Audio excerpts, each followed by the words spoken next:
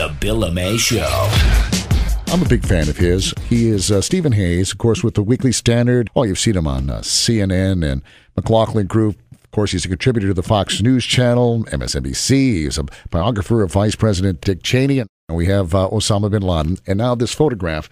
Any thoughts on it? Do you care one way or another whether it's released? Is it important that it is released or not released? I think that we should be releasing the photograph. I understand that the original photograph was very graphic and that it could be offensive to people here potentially and certainly to people in the region. But I don't think it's a good thing for the U.S. to be making foreign policy to avoid offending the kind of people who were offended, back in 2005 when there were several hundred deaths after false stories about flushing a Koran down the toilet. I mean, I think if you base your foreign policy on avoiding offending them, you're constantly going to be making decisions that I think won't be good for the country. At some point, don't we want to have them worry about offending us?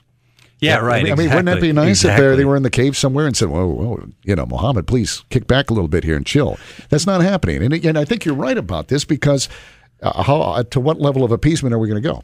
Right. I think there are reasons to do it too. It's not just that I think it's not a good idea to make policy based on avoiding them, offending them. I think right now what the United States can do most that would be positive in the aftermath of the kill is project strength. The one language that everybody speaks in that region is strength. You've heard Osama Bin Laden. He said this, the strong horse versus the weak horse.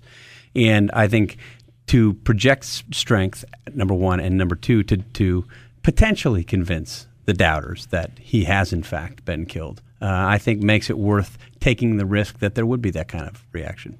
It's interesting. I had the opportunity to go to Iraq a couple of times, and when you talk about strength, they really, that is so incredibly true, and most Americans don't fully understand it, and they think, well, you can be reasonable, you can talk but really, slapping somebody upside the head in a figurative manner means a whole lot to the folks there, and that image of strength makes a big difference for these folks. Absolutely. Well, look, Osama bin Laden in his various fatwas has said specifically that the reason that he thought we were ripe for attack is because we fled after the 1983 bombing of the Marine barracks in Lebanon and after Somalia, after Black Hawk Down, that we were vulnerable to those things and that he could actually affect policy. He could change policy because the Constitution of the United States, small c, Constitution of the United States, was a weak one. And to the extent that we can use this intelligence event to dispel that perception, I think we're very wise to do it.